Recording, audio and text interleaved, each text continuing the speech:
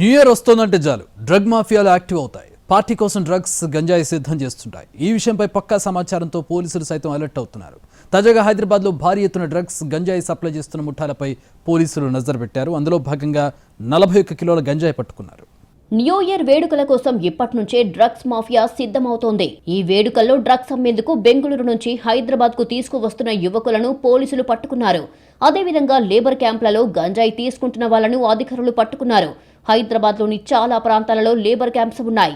ముఖ్యంగా real estate సంస్థలకు సంబంధించిన వాటిలో కార్మికుల కోసం లేబర్ క్యాంపులు ఏర్పాటు చేస్తున్నారు. నార్త్ నుంచి వస్తున్న ఈ కార్మికులు ఎక్కువగా గంజాయికి అలవాటు పడిపోయి దానిని పెద్ద మొత్తంలో కొనుగోలు చేస్తున్నారు. లేబర్ క్యాంపులకి గంజాయి సప్లై చేస్తున్న నలుగురిని అరెస్టు చేశారు.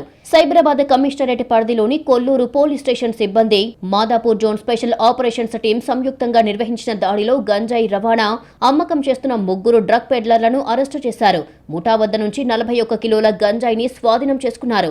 కార్మిక శిబిరాల్లో పనిచేసే వారికి చిన్న చిన్న పరిమాణాల్లో గంజాయి విక్రయించే ప్రయత్నంలో నిందితులు పట్టుబడ్డారు. పక్కా సమాచారంతో కొల్లూరు పోలీసులు, మాదాపూర్ ఎస్ఓటీ సిబ్బంది వలవేసి 3 డ్రగ్స్ దందా చేస్తున్న వారిని పట్టుకున్నారు.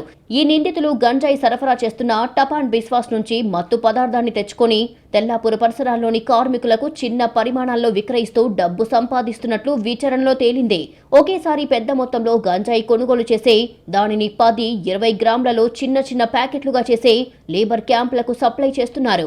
నిందితులు చూపిన ప్రదేశాల్లో గంజాయి నిల్వ చేసి ఉన్న ప్యాకెట్లను పోలీసులు స్వాధీనం చేసుకున్నారు. దీంతో మొత్తం 41 కిలోల గంజాయి బయటపడింది.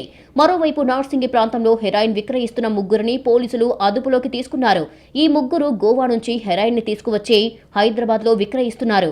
న్యూ ఇయర్ వేడుకల కోసం వీళ్లు పెద్ద మొత్తంలో డ్రగ్స్ తీసుకొచ్చి విక్రయించాలని ప్లాన్ చేశారు.